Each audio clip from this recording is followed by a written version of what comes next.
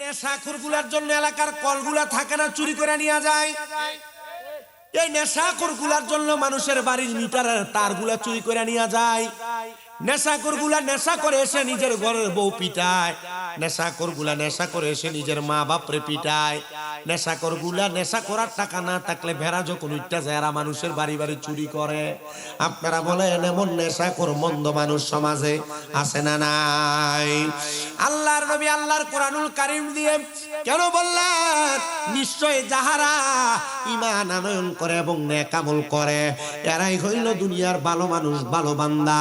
সাহাবায়ে কেরাম প্রশ্ন করে ইয়া রাসূলুল্লাহ, ইয়া হাবিবাল্লাহ, আপনি নবী বলেন না কেন কেন আল্লাহর ওই বান্দাগুলোর অবস্থাটা কেমন হবে, আর যারা ভালো বান্দা তাদের অবস্থাটা কেমন হবে আপনি একবার জানিয়ে দেন না। প্রিয় আমার এই কাকাউস এলাকার, পাঁচগাঁও এলাকার যুবক বন্ধুরা, মুরব্বী বাবার একটু অন্তরের কানটা লাগে শোনেন বাবারা। এলাকাতে বহু মানুষ মারা যায়, কিন্তু আমরা সবাই মারা যাবো এই কথার বিশ্বাস আমাদের সবার আছে। কিন্তু মারা যাওয়ার পরে আমরা জান্নাতে যাব না জাহান্নামে যাব এটার গ্যারান্টি আমরা কেউ দিতে পারবো না। আপনারা বলেন এটার গ্যারান্টি কি আপনারা কেউ দিতে পারবেন নাকি? না না না, এটার গ্যারান্টি দুনিয়ার কোনো মানুষ দিতে পারবে না। দিতে পারবে স্বয়ং আমার আল্লাহ তাআলা, আর দিতে পারবে আকে নামদার তাজদারে মদিনা হুজুর নূর মুহাম্মদ মুস্তাফা আহমদ মুস্তাফা সাল্লাল্লাহু আলাইহি ওয়াসাল্লাম। জোরে জোরে বলেন সুবহানাল্লাহ। নবী আমার জানায়া দি উম্মত, এই উম্মতের দল, তোমাদের জন্য আমি নবীর গাতার থেকে কয়েকটা বাণী প্রচার করে দেই। আল্লাহ তাআলার জান্নাত সবাই পাইতে চায়, কিন্তু জান্নাত পর্যন্ত সবাই যাইতে পারে না। কারণ জান্নাত পর্যন্ত যাওয়ার অনেকগুলা স্টেশন আছে, অনেকগুলা মাকাম আছে। হুজুর কেমন স্টেশন আর কেমন মাকাম আপনি আমাদেরকে জানাইয়া দেন না। নবী আমার ডাক দিয়ে বলেন ওই জান্নাতের পূর্বে আল্লাহ তাআলা ফুলসেরাত বানাইছেন, যেই ফুলসেরাতের নিচে আমার আল্লাহ জাহান্নাম বানাইছেন। ওই জাহান্নাম আর ফুলসেরাতের আগে আমার আল্লাহ তাআলা মিজান নামক একটা পাল্লা লটকাইছেন। ওই মিজান নামক পাল্লার আগে আমার আল্লাহ তাআলা হাসরের ময়দানটারে সুন্দর করে সাজাইছেন। ওই হাসরের ময়দানটারে আমার আল্লাহ তাআলা সাজায়া, এলাকার মানুষ যারা তোমরা শুনতেছো মনোযোগ দিয়া শুনবা, হাসরের ময়দানের আগে আল্লাহ তাআলা বান্দার জন্য একটা মাকাম রাখছে। সেই মাকামটার নাম হলো বরজখ, যে মাকামটার নাম হলো কবর, যে মাকামটার নাম কবর। আপনারা বলেন ওই কবরে আমাদের সবার যাওয়া লাগবে কি লাগবে না? ওই কবরের পূর্বে বর্তমানে আমরা যেই দুনিয়াতে বসবাস করি ওই দুনিয়াটার নাম হলো আলমে দুনিয়া। এই আলমে দুনিয়া, হায়াতে দুনিয়ার মধ্যে আমরা যারা বসবাস করি, নবী আমার বলেন উম্মত, ও উম্মতের দলেরা, আলমে দুনিয়া এবং বরজকে আলম, এই দুইটা আলমের মাঝখানে আমার আল্লাহ তাআলা এমন একটা জায়গা রেডি করে রাখছেন, যে জায়গাটার নাম হলো সাকরাতুল মাউতের বিছানা। আমার কাকাউসের মানুষ, পাঁচগাঁওয়ের মানুষ, অন্তরের কান লাগা শোনা, শামীম রেজা আর তোমাদের এলাকায় আসবে কিনা এটার গ্যারান্টি আমি দিতে পারবো না। তবে আজকের বয়ান থেকে যদি তোমরা কিছু শিক্ষা না নিতে পারো, মন্দ কপাল, মন্দ কপাল, মন্দ কপাল। ওই সাকরাতুল মাউতের বিছানাটার মধ্যে প্রমাণ হয়ে যাবে। আজকে যে ভান্ডার শরীফের মাহফিল করতেছেন আপনারা, অনেক মানুষ ভান্ডারীদেরকে বন্ড বইলা খেপায়, অনেক মানুষ মন্দ বইলা খেপায়।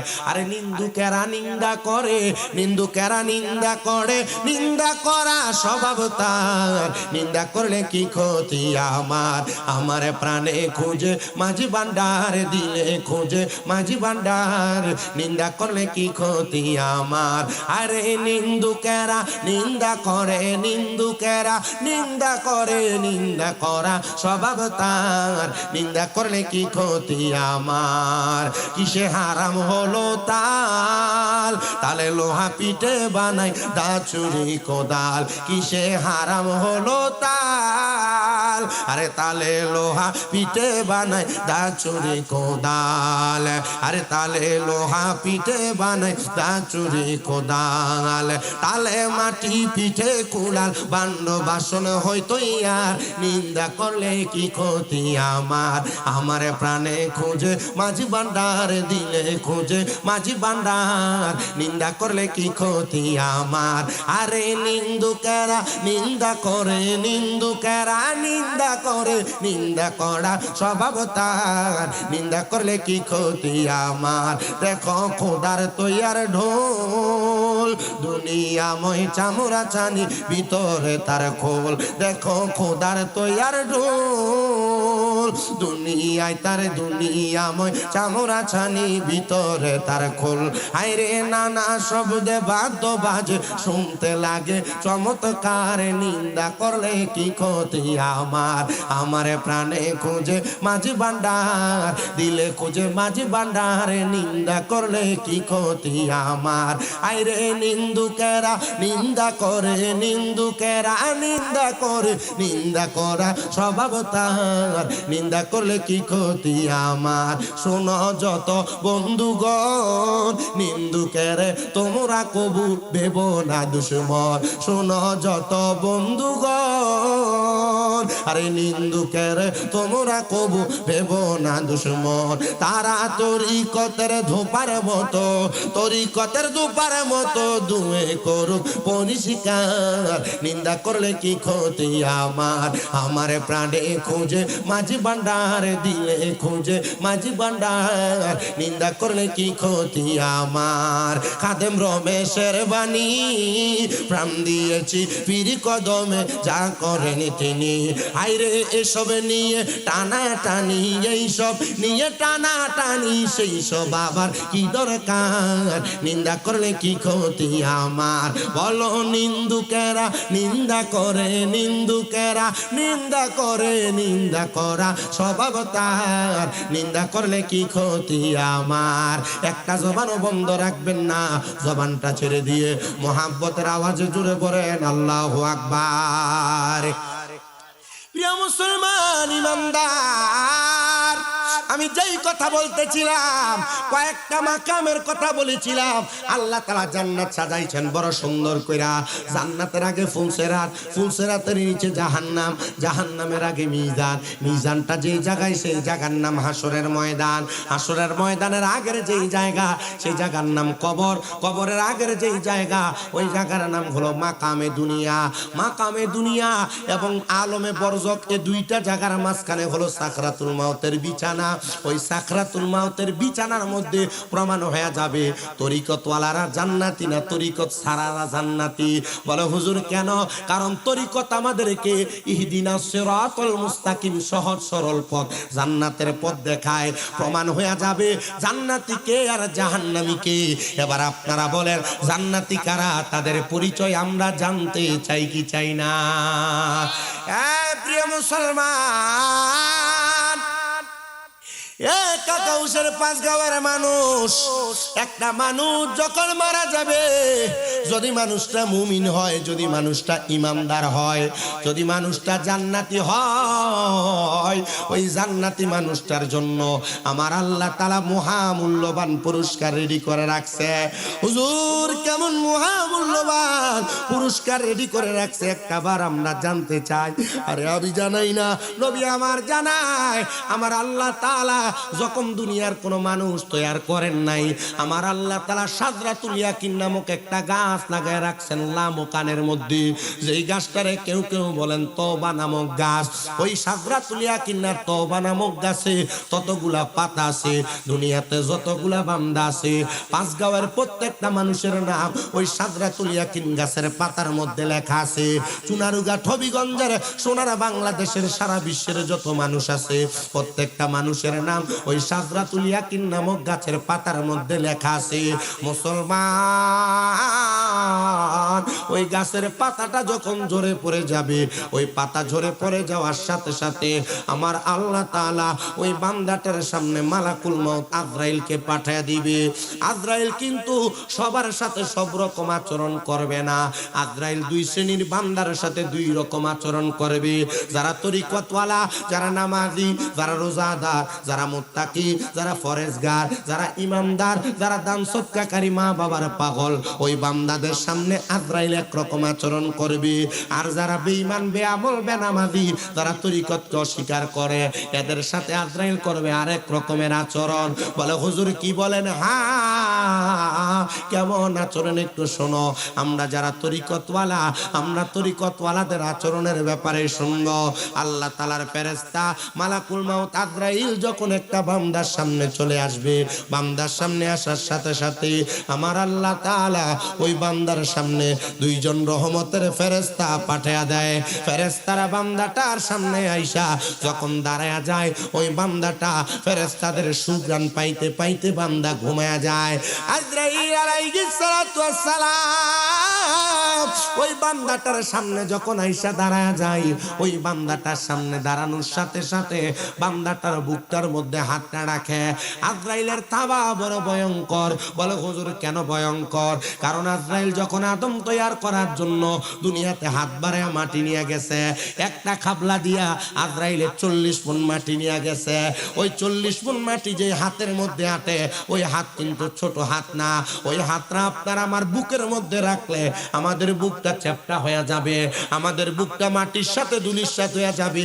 ওই আজরাইল যখন বুকের উপরে হাতটা রাখে, আমার নবী নিজে ঘোষণা করে তার কাছে মনে হবে পৃথিবীর সবচাইতে বড় পাহাড়, বড় পাথর মনে হয় তার বুকের উপরে চাপিয়ে দেওয়া হয়েছে। প্রিয় মুসলমান, আমার কাকা উসের বাবা, পাঁচগাঁওয়ের মানুষ শোনো, অন্তরের কানটা লাগে শোনো। এবার যখন আজরাইল বান্দার সামনে আসবে, আপনার আমার বুকটার ভিতরে যখন হাতটা রাখবে, বুকের মধ্য থেকে আজরাইলকে জবাব দেওয়া হবে, আজরাইল এই বান্দার বুক দিয়া তুমি রুহু কবজ করতে পারবা না। বলে কেন রুহু কবজ করতে পারবো না?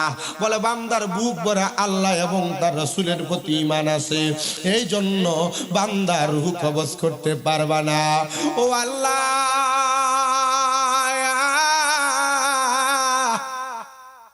কেমন ঈমানদার আমরা জানি না গো। আমরা ঈমানের পাওয়ার দিয়া বুঝি আজরাইল চইলা যাইব, আমরা ঈমানের পাওয়ার দিয়া বুঝি আজরাইল রে বারবার বাধা দেওয়া হইব। নবী আমার জানায়া দেয় উম্মত, এই উম্মতের দল শুনো, আজরাইল তখন একটা বান্দার ঈমানের পাওয়ার থাকার কারণে বান্দার রূহটা কবজ করবে না, আজরাইল ফিরে যাবে। আল্লাহ বলবে, রে আজরাইল তোমার কাজ হলো রূহ কবজ করা, বান্দার হায়াতের বাজেট শেষ হয়ে গেছে, রূহটা কবজ করো না। আজরাইল রূহ কবজ করবে না গো। কেন কবজ করবে না? কারণ বান্দার ঈমানের দুইজন ফেরেশতা বান্দার রূহটা কবজ করতে দিবে না। এবার আজরাইল দ্বিতীয়বার আগমন করবে, আগমন কইরা আইসা বান্দার মুখটা বরাবর হামলা করবে রূহটা নেওয়ার জন্য।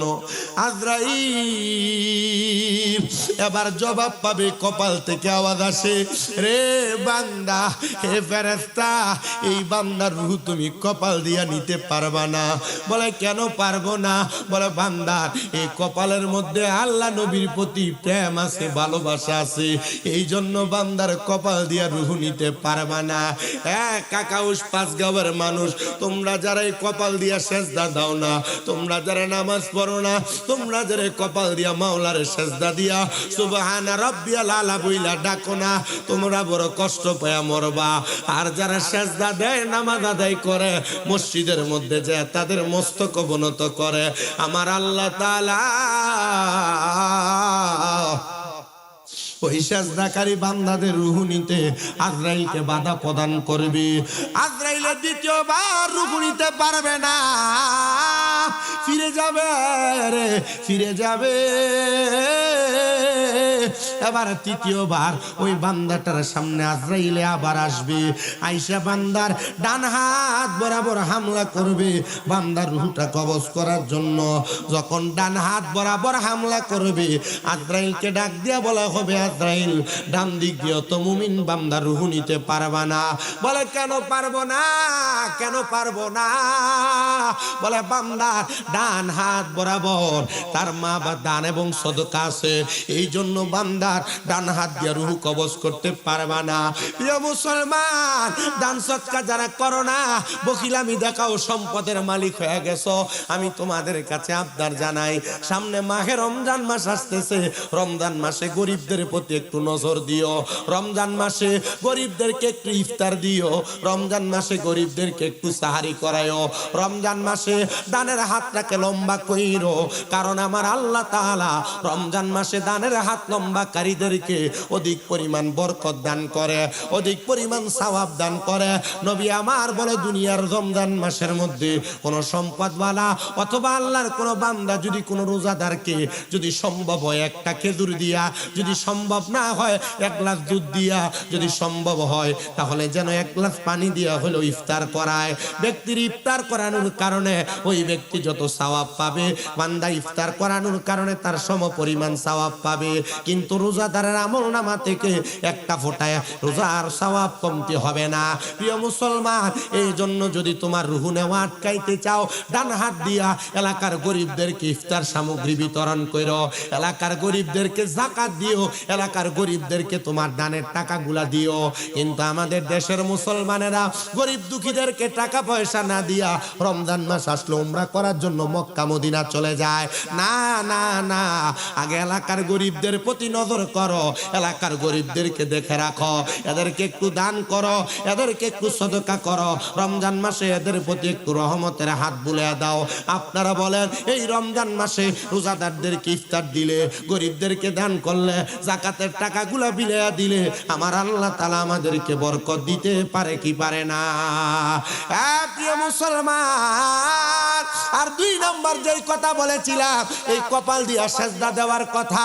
তোমরা সেজদা দিও, সেজদা দিলে আল্লাহ তাআলা তোমাদেরকে অসংখ্য বরকত দান করবে। এটার একটা মহামূল্যবান সুযোগ আসতেছে আগামী 3 তারিখ শবে বরাত। এই শবে বরাতের রাতে বেশি বেশি করে মাগরিবের নামাজের সময় গোসল করে মসজিদে চলে যাইবা। বলে হুজুর কেন? শবে বরাতের রোজাগুলা মা বোনেরা আগের দিন দ্বিতীয় 2 তারিখ ফেব্রুয়ারির, 3 তারিখ ফেব্রুয়ারির, 4 তারিখ ফেব্রুয়ারির, এই 3টা দিন শবে বরাতের রোজাগুলা রাখবা। নফল রোজা, নফল রোজা। কারণ কি জানো? এই রোজাগুলার মাধ্যমে আল্লাহ তাআলা আইয়ামে বীজের রোজা কবুল করবে, নফল রোজা কবুল করবে। শুধু তাই না, তাই না, আর যদি ওই গভীর রজনীতে আমার আল্লাহ তাআলার কাছে সেজদা দিয়া মস্তক অবনত করতে পারো, আমার আল্লাহর বান্দা যদি সন্ধ্যা থেকে সকাল পর্যন্ত, সুবে সাদিকের রাত পর্যন্ত শবে বরাতের রাতে আল্লাহর কাছে কান্নাকাটি করে, নামাজরত অবস্থায় থাকে, কোরআন তেলাওয়াত অবস্থায় থাকে, আমার আল্লাহ তাআলা আসমানের উপরি ভাগের মধ্যে প্রথম ভাগে আইসা ডাকতে থাকে, কে আছো আমার কাছে? তোমার রিজিক নাই, আমি আল্লাহ তাআলা তোমার রিজিক দান করব। কে আছো আমার কাছে? তোমার অভাব আছে, আমি আল্লাহ অভাব দূর করে দিব। কে আছো রোগ মুক্তি চাও? আমি আল্লাহ তাআলা লাইলাতুল বরাতের উসিলায় তোমাদেরকে রোগ মুক্তি দান করব। কে আছো দুনিয়ার জমিনে? আমি আল্লাহর কাছে চাইবা। সন্ধ্যা থেকে সকাল সুবে সাদিক পর্যন্ত ফেরেশতারা শুধু ডাকতে থাকে বান্দারে দেওয়ার জন্য। কিন্তু আমরা বান্দারা চাই না, শবে বরাতে কোন রকম ওয়াজ মাহফিল করে বাড়িতে যে ঘুমায়, না না না, সারা রাত্র পর্যন্ত শবে বরাতে আল্লাহর কাছে কানবা, কবর জিয়ারত করবা, কোরআন তেলাওয়াত করবা। দেখবা আমার আল্লাহ তাআলা অসংখ্য বরকত, অসংখ্য নিয়ামত তোমাদেরকে দান করে দিবে। শুধু শবে বরাত এগুলা করবা না। আমরা সুন্নিরা যারা শবে বরাত আসলে হালুয়া রুটি মানুষের বাড়ি বাড়ি দেই, আমরারে বেদাতি বেদাতি বইলা সোশ্যাল মিডিয়ায় দেখবেন মৌলবী সাহেবরা খেফায়। বাংলাদেশে এমন কোন মায়ের সন্তান জন্ম নেয় নাই শবে বরাতে হালুয়া রুটি খাওয়াটা না যায় একটা হাদিসের কাউল দেখাইতে পারবে। বলে হুজুর কি বলেন? হা হা হা, খাবার খাওয়ানো এটা সুন্নাহ, সুন্নাহ, সুন্নাহ, আমরা সুন্নাহ মনে করে খাওয়াই। বলে হুজুর কি বলেন? হা হা হা, এরা কিপটা মানুষ, মানুষ। এই মৌলবীরা নিজে মানুষকে খাওয়ায় না, আর যারা খাওয়ায় এটাও পছন্দ করে না। এরা কিফটা বিদায়, বখিল বিদায় মানুষকে খাওয়ানিও বন্ধ করাইতে চায়। সাবধান, সতর্ক, বাতিত্বতা বন্ধন তৈরি হবে। সবে বরাতে হালুয়া রুটি বানাইবা, বাড়ি বাড়ি মহিলারা ৮-১০ জন মিলা একসাথে রুটি বানায়া, হালুয়া বানায়া বাড়ি বাড়ি বন্টন করবা। এটা সুন্নিয়তের ঐতিহ্য, সবে বরাতে মুসলমানের ঐতিহ্য। এটা বন্ধ করা যাবে না। এটার মধ্যে অসংখ্য বারাকা আছে, অসংখ্য রহমত আছে। সবে বরাতে বেশি বেশি করে ইবাদত করলে আপনারা বলেন ইবাদতের বরকত দিতে পারে একজন, তিনি কি? আল্লাহ নামেও কিপটামি করে কয়, জোরে কোন তিনি কে? মাশাআল্লাহ। আমি আইয়া যখন স্টেজত বইছি একজন আসিল না, আমার লগে সভাপতি সাবাই এনে বইছে। আলহামদুলিল্লাহ, আপনারা যে এলাকার মানুষ, কাকাউস ৫ গাঁওয়ের মানুষ, আপনারা যে আইসা বসছেন, এটা আলহামদুলিল্লাহ। আমি অনেক দিন চুনারুঘাটে আসি, অনেক দিন আসি আলহামদুলিল্লাহ। শুধু আপনাদের ওই যে আমার হাফেজ কারি হাবিবুর রহমান তালুকদার সাহেব, উনি ফোন দিয়া কইছে, উনি খুব মুআদ্দাব মানুষ। মুআদ্দাব বুঝেন তো, ভাই বেশি ভদ্র, আদব না শুধু মুআদ্দাব, বেশি ভদ্র। উনি তো আমার সিনিয়র, সত আখিল, আর উনি দিছে কামিল। আমার কামিল মাত্র শেষ হইল, আর উনি বউ তাকে কামিল শেষ করছে। তো উনি আমাকে যখনই কথা বলে আপনি আপনি করে, হুজুর হুজুর করে কথা বলছে। আমার কাছে খুব ভালো লাগছে না, খুব ভালো মানুষ। ওনার আচরণ খুব সুন্দর, খুব ভদ্র আচরণ করে।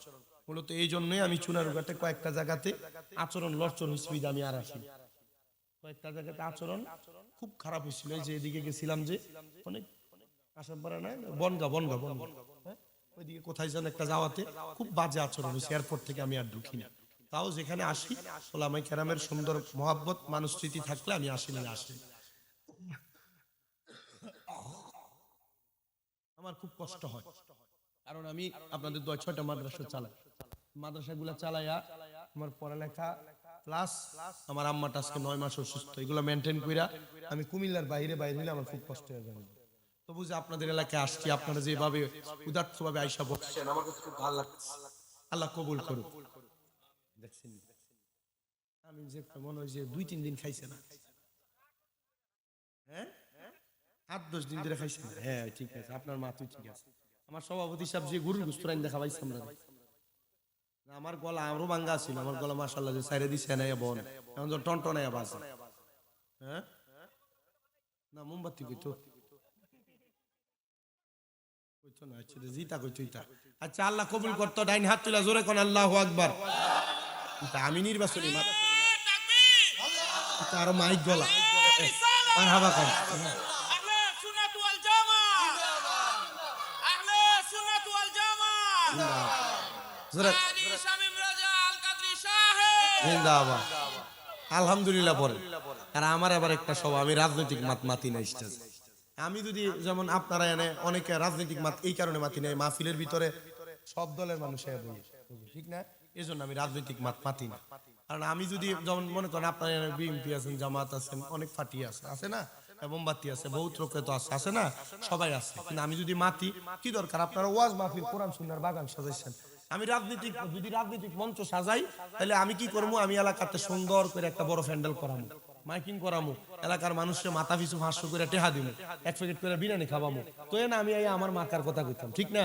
তবু আমি কই না। তবে ওই আমার কাছে সালাম দিছে তাইরি হুজুর আপনারা, তো অন্য ভাত্তিরে সালামও নিয়েন, ওনার সালামও নিয়েন, যেহেতু আমরা সুন্নি মানুষ, ঠিক না? আল্লাহ কবুল করুক। আমিন জোরে কয় না বেড়াই। আরে বাবা, আপনারা যে আমিন আসতে কোন জোরে কোন, ইটা আমার সমস্যা না। আমি চোখ বন্ধ করে ওয়াজ ধরলে এমাদাতে হেমাদা যায় ফোসায় যায়। কিন্তু আপনারা যদি মইরা যান গা, মইরা গেলে জান্নাত পর্যন্ত যাওনের একটা লাইন করন লাগতো না?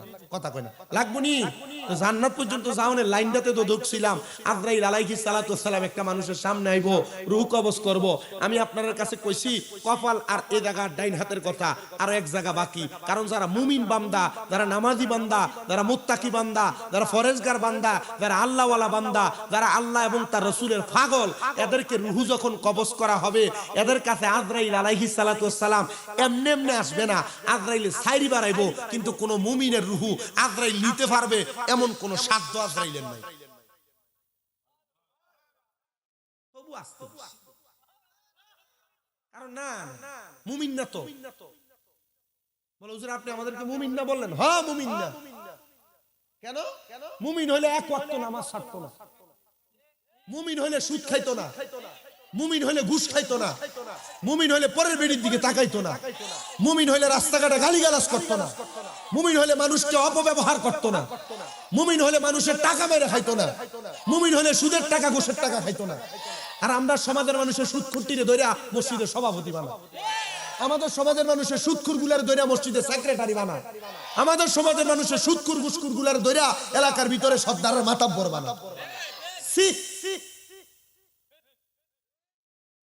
এরা যারা সুদ খায় এদের একটু শরমও নাই, একটু লজ্জা নাই। এরা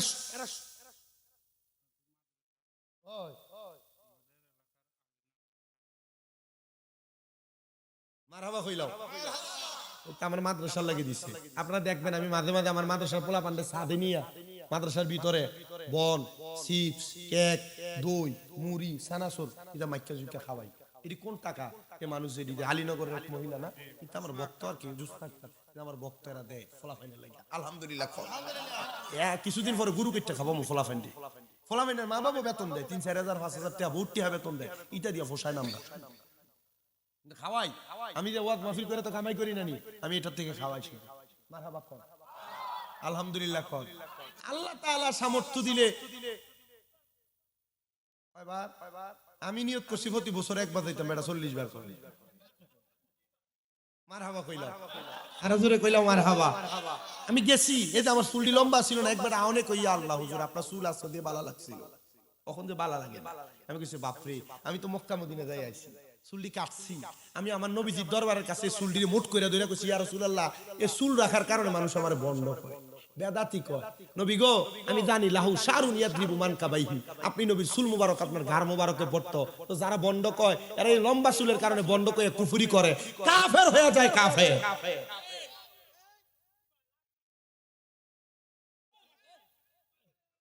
আরে মা ঠিক আছে, লাস্টে আর আইতাম ফারি আর না ফারি তামাইতা দিয়া যাই গিয়া।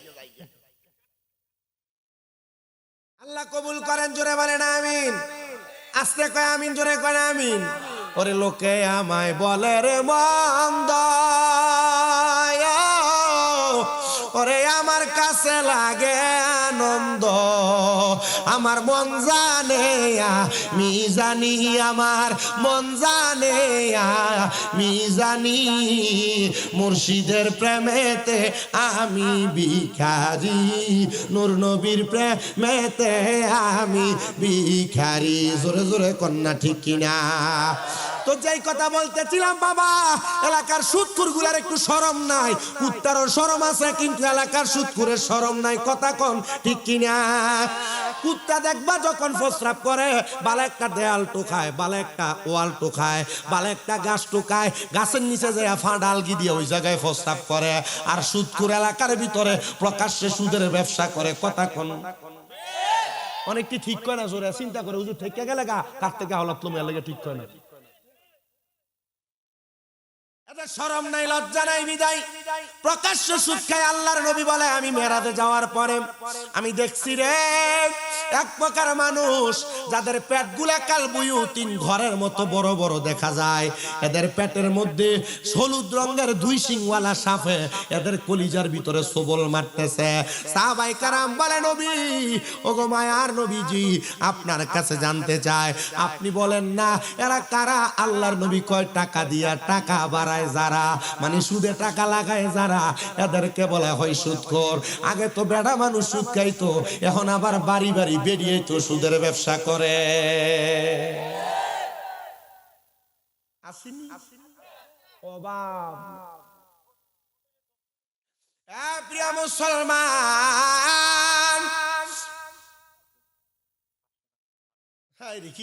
আমার খালি হাদিয়া দিয়ে তু বাইলা দেও, দেলাও দেলাও, আরো থাকলে দেলাও, পুরো আস্তা সোনার উগার দেলাও আমারে, এটা আমার না দিয়ে তাইরি জুড়ে দেয়। মারহাবা কোন প্রিয় মুসলমান? আপনারা জবাব দেন, সুদখুররা মরবে কি মরবে না?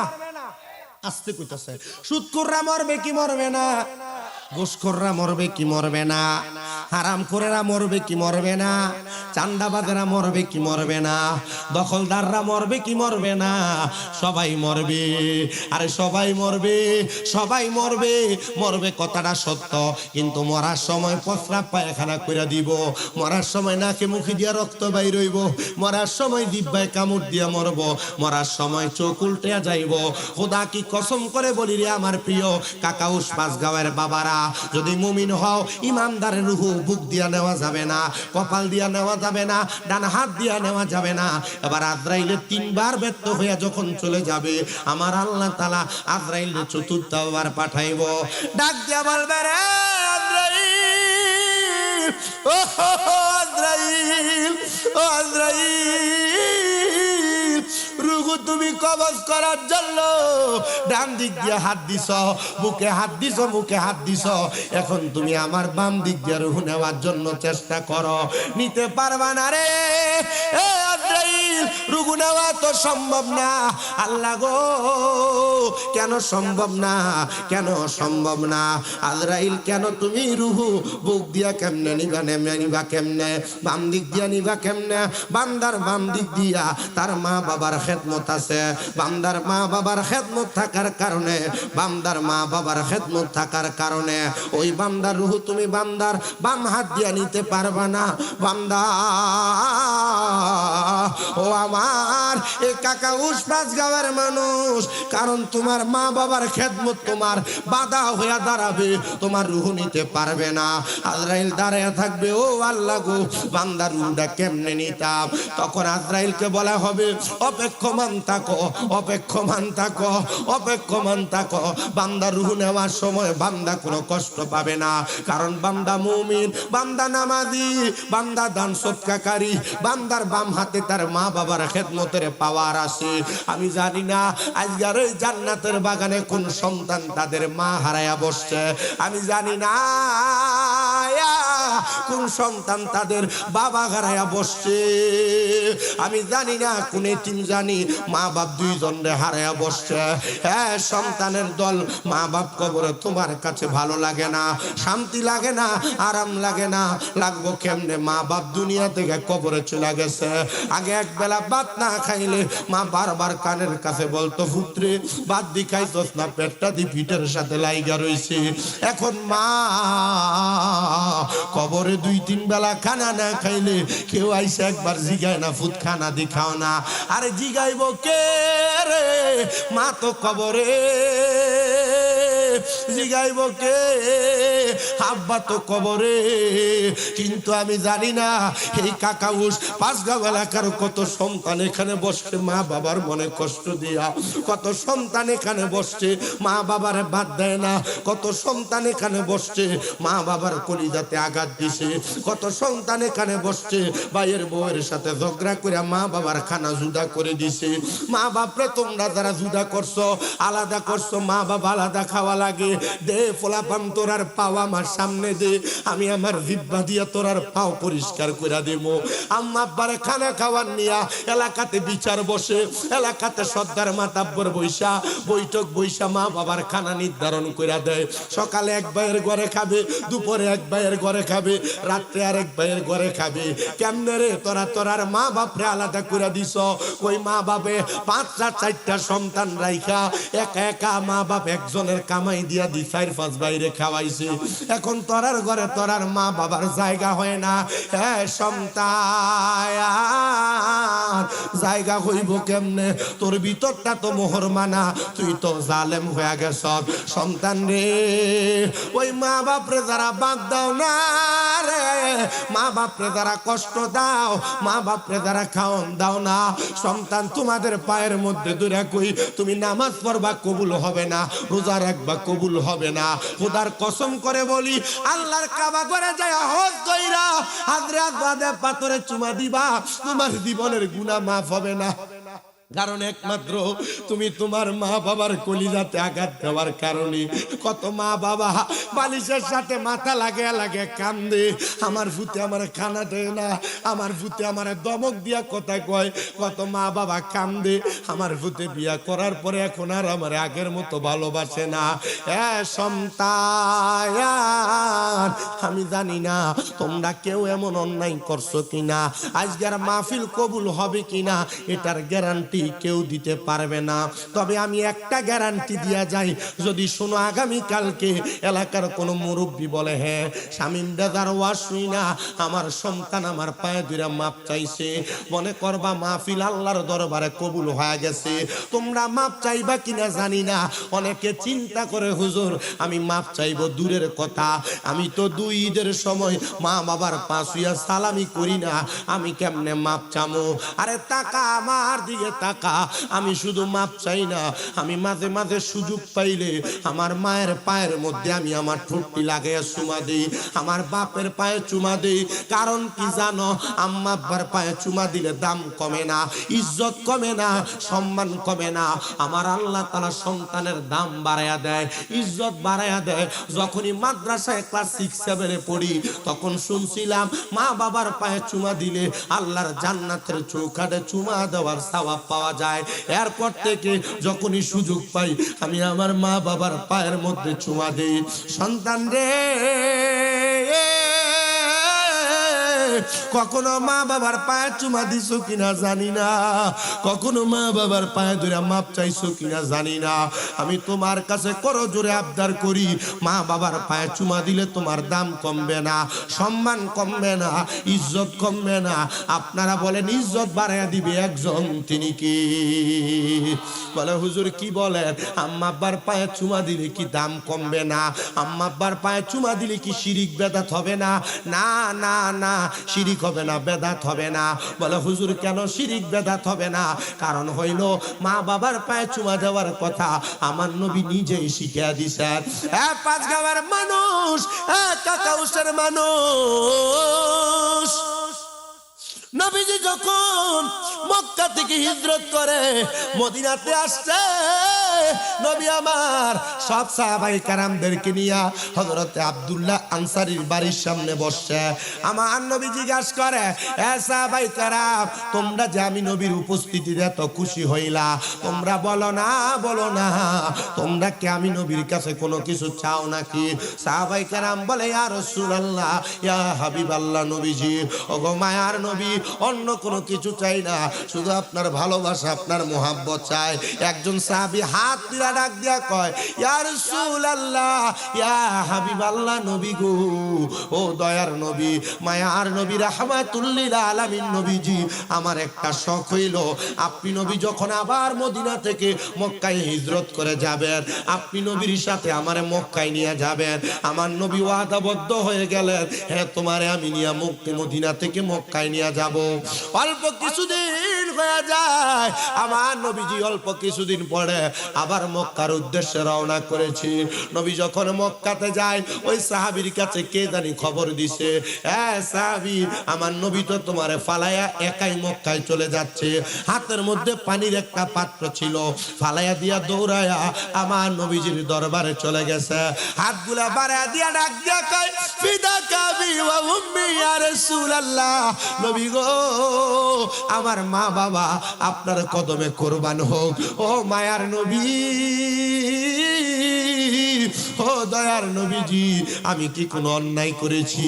আমি কি কোনো জুলুম করেছি যার কারণে আপনি একা একা মক্কায় চলে যান, আমারে আপনার সাথী বানিয়ে নেন না? নবী আমার কয়, সাহাবীরা, না না না না না, আমি তো জানি তোমার বাড়িতে তোমার আম্মা জান অসুস্থ। আপনারা বলেন সন্তান দুনিয়াতে উম্মতেরা কি করে, এই খবর আমার নবীর জানা আছে না নাই? হ্যাঁ জানা আছে রে, জানা আছে।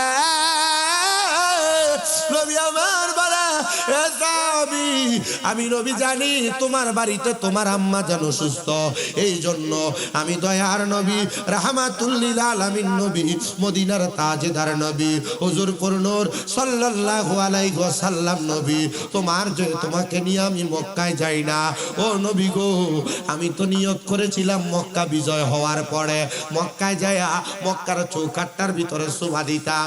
নবী আমার বলে সাহাবী, বাড়িতে তোমার মা কি জীবিত না মৃত? ইয়া রাসূলুল্লাহ, অবশ্যই আমার মা জীবিত। যাও বাড়িতে যাও রে, বাড়িতে যাইয়া তোমার আম্মা জানের পায়ের মধ্যে তুমি চুমা দাও। নবীজি, আমি তো আমার মায়ের পায়ে চুমা দিতে চাই নাই গো, আমি চাইছি আমার মক্কার চৌকাটে চুমা দিতে। আমার নবী কয়, মক্কার চৌকাট না রে, মক্কার চৌকাট না, আম্মা জানের কদমের মধ্যে চুমা দিলে আল্লাহর জান্নাতের চৌকাটে চুমা দেওয়ার সওয়াব পাওয়া যাইব। জান্নাতের চাবি আমার মা, আমাগো জান্নাতের চাবি আমার মা, বলো জান্নাতের চাবি আমার মা, আমাগো জান্নাতের চাবি আমার মা। ওরে মা যার বেঁচে নাই তার মতো দুঃখী নাই, বলে না, মা যার বেঁচে নাই তার মতো দুঃখী নাই, খালা ফুফু মায়ের মতো না, আমাগো জান্নাতের চাবি আমার মা, বলো জান্নাতের চাবি আমার মা, আমাগো জান্নাতের চাবি। ওরে ছেলে যদি যায় মারা দুনিয়া ছাড়িয়া, পশু পাখি জানার আগে মায়া যায় জানিয়া, পশু পাখি জানার আগে মায়া যায় জানিয়া, সেই মায়েরই কবরেতে আল্লাহ, সেই মায়েরই কবরেতে আযাব দিও না, জান্নাতের চাবি আমার মা, আমাগো জান্নাতের চাবি আমার মা, বলো জান্নাতের চাবি আমার মা, আমাগো জান্নাতের চাবি আমার মা। ওরে মা যার বেঁচে নাই তার মতো দুঃখী নাই, বলেন না, মা যার বেঁচে তার মতো দুঃখী নাই, খালা ফুফু মায়ের মতো না, আমাগো জান্নাতের চাবি আমার মা। কাকা উসপাস গাঁয়ের মানুষ, আমি জানি না কে জানি মা হারায়া বাপ হারায়া বর্ষ, আল্লাহর দরবারে দোয়া করবা, আল্লাহ যেন তোমার মা বাপরে মাফ করে দেয়, মা বাবার পায়ে ধরে মাপ চাইবা, মা বাপ যেন তোমারে মাফ করে দেয়। মা বাপ মাফ না করলে স্বয়ং আমার আল্লাহ তোমারে মাফ করবে না। আমি জানি অনেক সন্তান চিন্তা করে, হুজুর যাদের বাড়িতে বাবা আছে তারা বাড়িতে যাইয়া বাবার পায়ে ধরে মাপ চাইব, আমার তো আব্বা নাই, আমি কার পায়ে ধরে মাপ চাইব? অনেকে চিন্তা করে, হুজুর যাদের বাড়িতে মা আছে তারা বাড়িতে যাইয়া আমার পায়ে ধরে মাপ চাইব, আমার তো মা নাই, আমার তো বাবা নাই, আমি কার পায়ে ধরে মাপ চাইব, কার পায়ে চুমা দিব? সন্তান চিন্তা করবা না। আজকের মাহফিলের আখিরি মুনাজাতের মধ্যে তোমার মা তোমার বাবার জন্য দোয়া করা হবে। খোদা কি কসম করে বলি, যদি কোনো সন্তানের মা মারা যায়, বাবা মারা যায়, ওই সন্তান যদি রব্বির হামহুমা কামা রব্বায়ানি সগীরা বইলা চোখের মনি কোঠার মধ্যে একটা মাছির মাথা পরিমাণ পানি ছেড়ে দিয়ে কান্না করে, ওই পানিটা মাটিতে পড়ার আগে আমার আল্লাহ তার মা বাবার জীবনের গুনাহ মাফ করে দেয়। ও সন্তান, মাপ চাইতে শরম লাগে, কিসের শরম? আম্মা আব্বার কাছে সন্তানের কোনো শরম নাই, লজ্জা মাফ জানাই, মাফ চাইলাইও। কারণ দুনিয়াতে কোটি টাকার মালিক হইতে পারবা, আম্মা আব্বারে কষ্ট দিলে খোদার কসম করে বলি ওই টাকা পয়সা দিয়া শান্তি পাইবা না। আশেক তো সুরে সুরে এভাবেও লেখে, বাবাকে তোমরা কাবা জানিও, মদিনা জানিও, মাকে যদি গো তারা বেঁচে থাকে। নবী বলেন আমি সেবি নাই, সেবিতে পারি নাই। বলেন আমি সেবি নাই, সেবিতে পারি নাই। সেবিও আমার উম্মত, সেবিও আমার উম্মত। বাবাকে তোমরা কাবা জানিও, আরে মদিনা জানিও, মাকে যদি গো তারা বেঁচে থাকে। নবী বলেন আমি করি নাই, করিতে পারি নাই। আমি করি নাই, করিতে পারি নাই। পিতা মাতার খেদমত করিও আমার উম্মত, করিও আমার উম্মত। বাবার মুখেতে মায়ের মুখেতে যে তুলে দিবে খানা, রাজি থাকে রাব্বানা, রাজি থাকে রাব্বানা। নবী শিখা দেয় আমি করি নাই, করিতে পারি নাই। পিতা মাতার খেদমত করিও আমার উম্মত, করিও নবীর উম্মত। এক আকাশের পাঁচ গাঁয়ের মানুষ, মা বাপ কবরে, আব্বা বড় কষ্ট করে তোমারে মানুষ করছে। সামনে রোজার ঈদ আসতেছে, ও সন্তান রোজার ঈদে তুমি কত নতুন নতুন জামা কাপড় কিনবা, ঈদুল ফিতরে নতুন নতুন কাপড় কিনবা, নতুন পাঞ্জাবি কিনবা। আব্বা আম্মা যে কবরে, আব্বা আম্মা বাইসা থাকতে আগে তুমি সন্তানের জন্য নতুন জামা কাপড় কিনছে। ঈদের দিন আসবো তোমার আব্বা জান দুনিয়াতে থাকতো না, মা আগে নিজের জামা কাপড় কিনছে না। ঈদের দিনে মা তুমি সন্তানের জন্য নতুন জামা কাপড়টা আগে আগে যা কিনছে, ওই মা সিরা কাপড়টা পরছে। সন্তান তোর কাছে লাখ লাখ টাকা, কিন্তু তুই তোর আম্মা জান রে 1000 টাকা দিয়ে কিনে একটা কাপড় পরাইতে পারো না। আরে পরাইবা কেমনে? মা তো কবরের বাসিন্দা। সন্তান আব্বা জান পুরান কাপড়, পুরান লুঙ্গিটা লাগায়া, পুরান পাঞ্জাবি লাগায়া আব্বা ঈদগাহের ভিতরে গেছে। আব্বা নতুন কোন জামা কাপড় পরছে না। আব্বারে যদি জিগাইতা ও বাবা আপনি দি নতুন কোন জামা কাপড় পরেন না, আব্বা জবাব দিত এখন কি আর আমার ঈদের বয়স আসেনি? আব্বা আব্বার অভাবের কথা বলতো না, তুই সন্তানরে নতুন জামা কাপড় কিনা দিত। আজকে ওই বাবা কবরে, সন্তান রে 500 টাকা দিয়া কিনা আব্বার একটা লুঙ্গি পরাইতে পারো না। ওই বাবা কবরে ও সন্তানের দল, আব্বা যদি কবরে থাকে টেনশন করো না। আব্বার জন্য আম্মার জন্য একটু খাস করে দোয়া করবা। ওই আব্বা আম্মা লাখ লাখ টাকার জায়গা জমি তোমার দিয়া গেছে। মা বাপ যদি ওই জায়গা জমি তোমার না দিয়া যাইতো, যদি যাওয়ার সময় এগুলা দান সৎকা কইরা যাইতো, তুমি কোনো কিছু পাইতা না।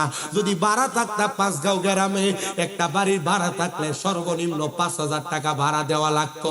5000 করে 12 মাসে, 1 বছরে তোমার 60,000 টাকা ভাড়া দেওয়া লাগতো। মা বাপ কবরে চলে গেছে, তোমার কাছে ভাড়া চায় না, টাকা পয়সা চায় না। ওই আম্মা আব্বা যদি বাইসা থাকতো, যদি তুমি আম্মা আব্বার খাওন খোরাক চালাইতা, 12 মাসে 2000 করে ধরলে 24,000 টাকা লাগতো। ওই মা কবরে, মা তোমার কাছে কোনো কিছু চায় না।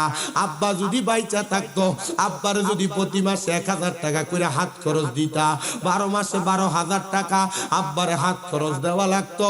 ওই আব্বা যান কবরে, সন্তান একটাবার চিন্তা করে দেখো, আব্বা তো তোমার কাছে টাকা পয়সা কিছু চায় না। আল্লাহর নবীর সাহাবী হযরতে সাদ ইবনে উবাদা রাদিয়াল্লাহু তাআলা আনহু বলে, আমার মা মারা যাওয়ার পরে আমি আমার নবীর কাছে যায়া বললাম, ইয়া রাসূলুল্লাহ, আমি তো আমার মায়ের অনেক ওয়ারিসের সম্পত্তি পাইছি, আমার বাবার সম্পত্তি পাইছি, আমি সন্তান হইয়া আমার মায়ের জন্য কিছু করব কিনা? নবী আমার বলে, ও সাহাবী, যাও যাও যাও, তুমি তোমার আম্মার জন্য সদকা করে দাও। সাহাবী বলে, নবীজি আপনাকে সাক্ষী রাইখা আমার একটা খেজুরের বাগান আছে মিকুয়াদা, ওই বাগানটা আমার মায়ের জন্য আল্লাহর রাস্তায় সদকা করে দিলাম। আমার নবী ডাক দিয়া কয়ে, সাহাবী তুমিও সাক্ষী থাকো, এই খেজুরের বাগান থেকে যত মানুষ খেজুর আহার করবে আমার আল্লাহ তাআলা তোমার মার কবরে জান্নাতি খানার ব্যবস্থা করে দিবে।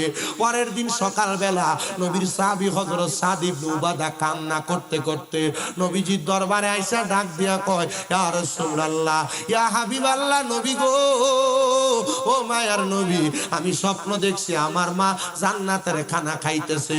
নবী আমার জিগায়, সাদ ইবনে উবাদা, তোমার মা এই কারণে জান্নাতের খানা পাইছে কারণ তোমার আম্মা জান জান্নাতের খানা পাইছে গতকালকে সন্ধ্যাবেলা তোমার মিকুয়াদা নামক খেজুরের বাগানের মধ্য থেকে ছোট ছোট দুইটা ক্ষুধার্ত পাখি একটা পাকা খেজুর ঠোকরে ঠোকরে খাওয়ার কারণে আমার আল্লাহ তাআলা তোমার মায়ের কবরে জান্নাতি খানার ব্যবস্থা করে দিছে। এখানে অনেক সন্তান আছে, আপনাদের মা কবরে, আপনাদের বাবা কবরে, আমি বেশি কোনো সন্তান চাইবো না, একজন সন্তান চাইবো যে শুধু হাতরা বাড়াইয়া বলবে, হুজুর আমার মা নাই, আমার বাবা নাই। এই মাহফিলটা 9তম মাহফিল, আগামী বছরে মাহফিলটা হবে আমার মাকে মোহাব্বত কইরা ভালোবাসা, বাবারে মোহাব্বত কইরা ভালোবাসা আমি 10,000 টাকা আগামী বছরে মাহফিলে দান করে দিব। একজন সন্তান যদি থাকে তার জন্য খাস করে দোয়া করে দেওয়া হবে। আছেন নাকি একজন 10,000 টাকা দিবেন আগামী বছরে মাহফিলের ভিতরে? আমি আবারও বলি, মা বাবা বাইসা থাকলে যদি 1000 টাকা করে হাত খরচ দিতেন প্রতি মাসে, 12 মাসে 12,000 টাকা লাগতো। একজন সন্তান আম্মা আব্বার জন্য ফি সাবিলিল্লাহ মাত্র 10,000 টাকা দিবেন এক বছর পরে, আগামী বছর। আছেন না কেমন একজন সন্তান মাহফিলে 10,000 টাকা আগামী বছর দেওয়ার মতো? একজন সন্তান বলে, হুজুর 10,000 টাকা পারবো না, আমি মাত্র 5,000 টাকা 1 নম্বরে দান করে দিবেন একজন। মারহাবা, নারায়ে তাকবীর।